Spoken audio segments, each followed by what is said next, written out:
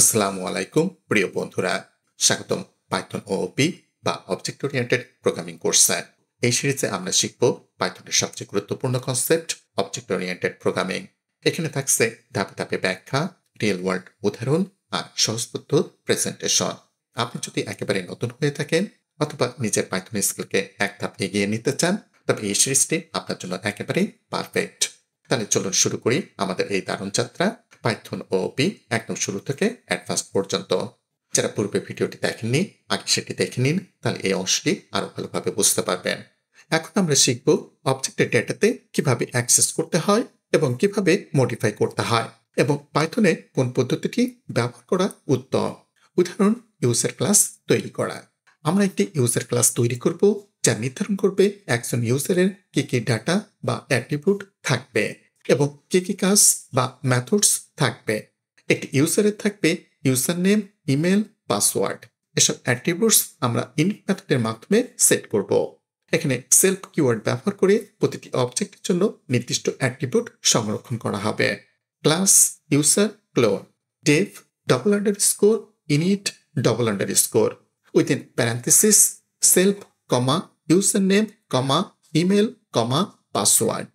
Clone self dot user name সমান user name, অবজেক্টের user name set করা। Self dot email সমান email, অবজেক্টের ইমেল সেট করা। সেলফ ডট পাসওয়ার্ড সমান পাসওয়ার্ড, অবজেক্টের পাসওয়ার্ড সেট করা।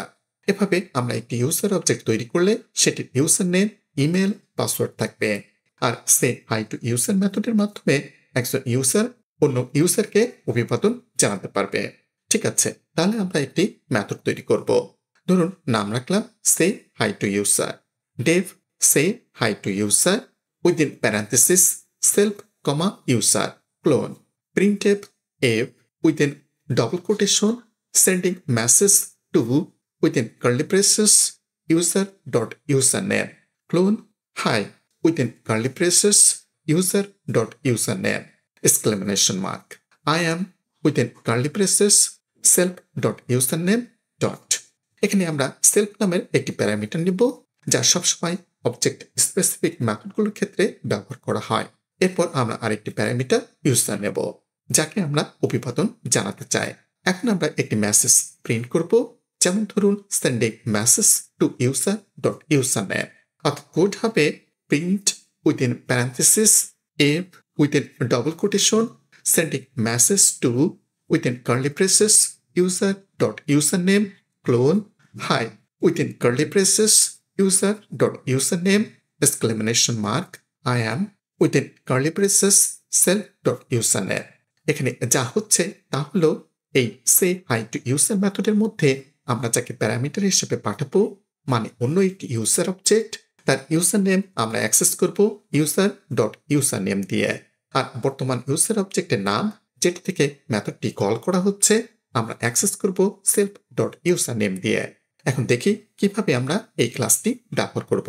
প্রথমে আমরা কিছু ইউজার অবজেক্ট তৈরি করব, যেমন ইউজার 1 সমান user within double quotation Raihan comma within double quotation Raihan @gmail.com comma within double quotation 1 2 3 user 2 সমান user within parenthesis double quotation কবির comma within double quotation কবির @gmail.com comma within double quotation 4 5 6। এখন যদি আমরা লিখি user 1 say hi to user 2, তাহলে output হবে sending message to Kabir hi Kabir I am Raihan.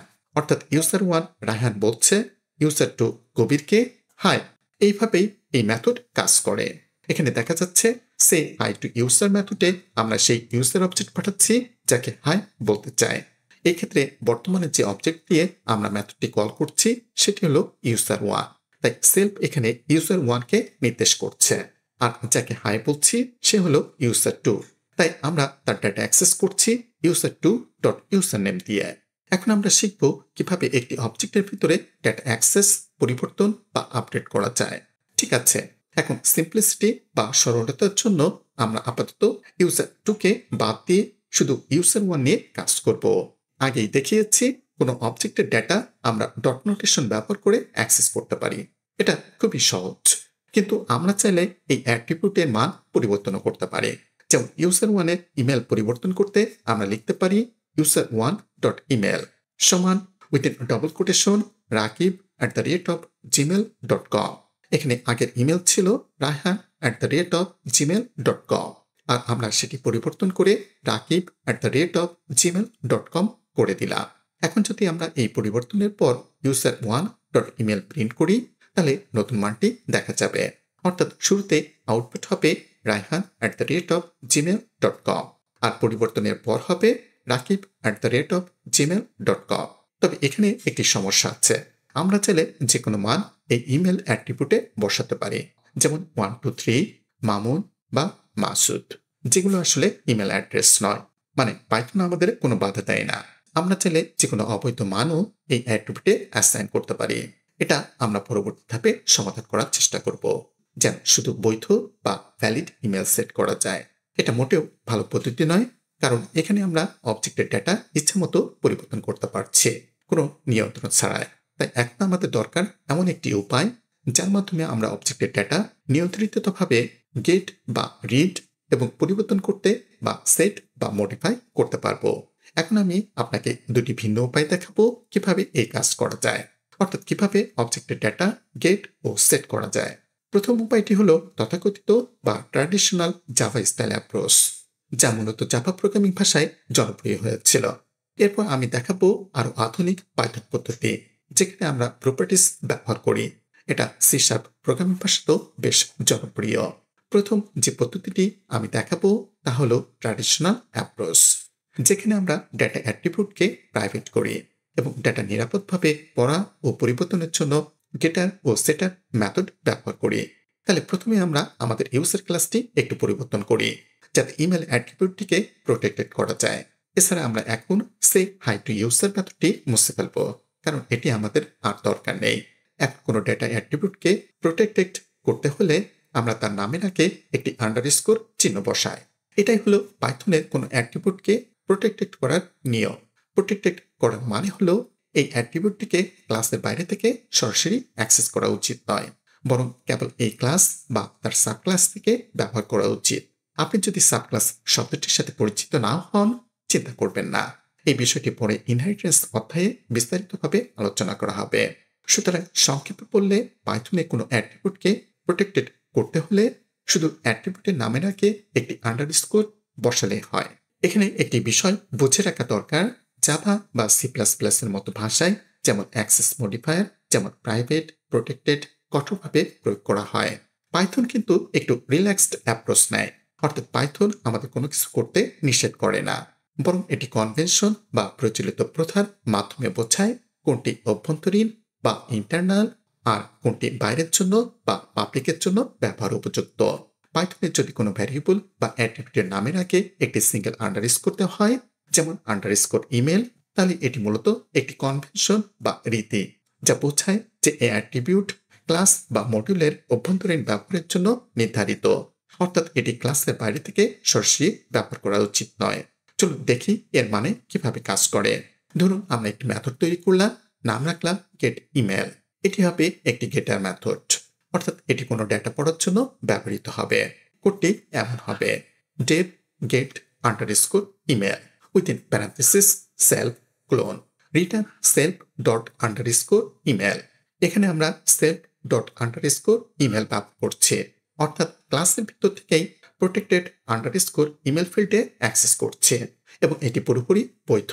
কিন্তু এখন যদি আমরা ক্লাসের বাইরে থেকে আন্ডারস্কোর ইমেল অ্যাক্সেস করতে চাই, যেমন লিখি print within parenthesis user1 dot underscore email, তাহলে এটি চলবে, কোনো এরর দেবে না, কারণ পাইথন আসলে এটিকে নিষিদ্ধ করে না।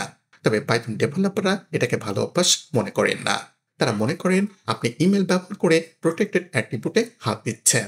এটা করা উচিত নয়। অর্থাৎ জাভা বা C++ এর মতো ভাষায় এই ক্ষেত্রে এরর বা রেস্ট্রিকশন দেখা যেত, কিন্তু পাইথন শুধু কনভেনশনের মাধ্যমে সতর্ক করে, জোরপূর্বক কিছু আটকায় না। তাই আন্ডারস্কোর ইমেল টেকনিক্যালি বাইরে থেকেও অ্যাক্সেস করা যায়, কিন্তু ভালো পাইথন কোডে এটি এড়িয়ে চলাই সঠিক পদ্ধতি। আপনি দেখতে পাচ্ছেন যে আমরা এখানে একটি প্রাইভেট বা protected attribute underscore email access করেছি।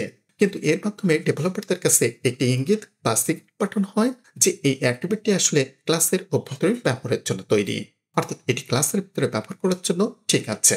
যেমন আমরা করেছি, আমরা এটি মেথডের ভিতরে ব্যবহার করেছি, কিন্তু ক্লাসের বাইরে থেকে সরাসরি ব্যবহার করা উচিত নয়। এটি সম্পূর্ণভাবে একটি পাইথন কনভেনশন। পাইথন আসলে এই নিয়ম জোর করে প্রয়োগ করে না, বরং ডেভেলপারদের বিশ্বাস করে যে তারা সঠিকভাবে ব্যবহার করবে। তাই যদিও আমরা ইমেলকে প্রোটেক্ট করেছি, তবুও আমরা চাইলে আন্ডারস্কোর ইমেল বাইরে থেকে অ্যাক্সেস করতে পারি। তবে পাইথন ধরে নেয় আপনি জানেন এটা প্রোটেক্টেড, তাই বাইরে থেকে এটা ব্যবহার করবেন না। অর্থাৎ আন্ডারস্কোর ইমেল এখন শুধুমাত্র ক্লাসের ভিতরে ব্যবহার করার জন্য নির্ধারিত। এখন চলুন একটি ভালো উদাহরণ দেখি। আমরা আগের গেট ইমেল মেথডটি বাদ দিই এবং একটি নতুন মেথড লিখি, ক্লিন আন্ডারস্কোর ইমেল। এই মেথডে কাজ হবে ইমেলকে লোয়ার কেস করে ফেলা এবং এর শুরু বা শেষের যে কোনো হোয়াইট স্পেস বা ফাঁকা জায়গা সরিয়ে দেওয়া।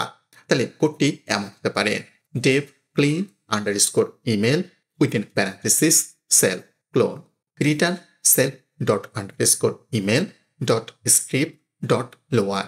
এখন আমরা সেলফ ডট আন্ডারস্কোর ইমেল ব্যবহার করছি, যা প্রোটেক্টেড অ্যাট্রিবিউট, কিন্তু ক্লাসের ভিতরে ব্যবহার করায় এটি পুরোপুরি বৈধ ও নিরাপদ।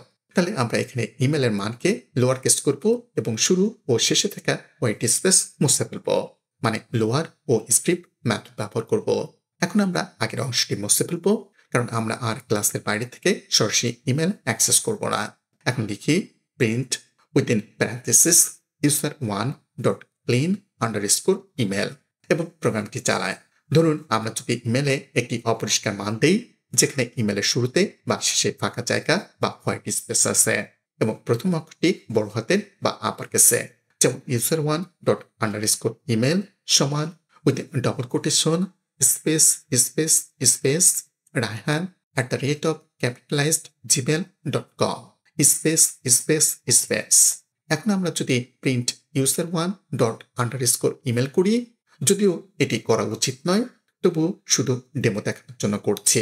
তাহলে দেখা যাবে শুরু ও শেষে ফাঁকা জায়গা এবং বড় হাতের অক্ষর সহ একটি ইমেল।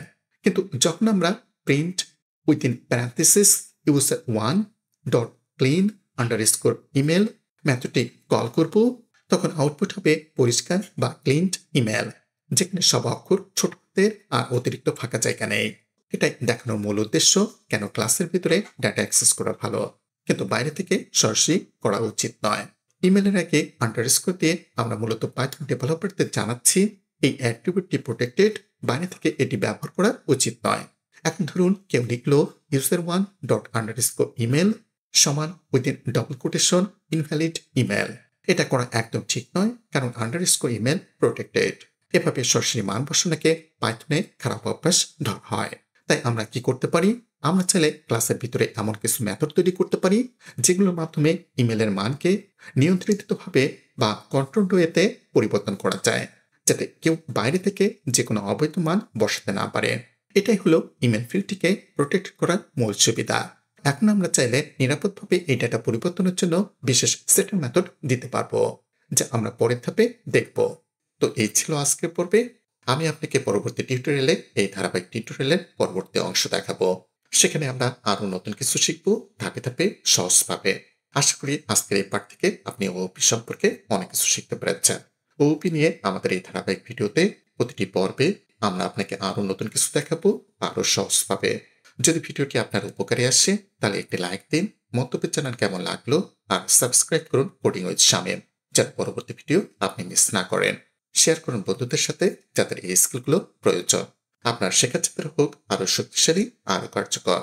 ধন্যবাদ ভিডিওটি দেখার জন্য। দেখা হবে পরের পর্বে। সবাই ভালো থাকবেন, সুস্থ থাকবেন। আল্লাহ হাফেজ।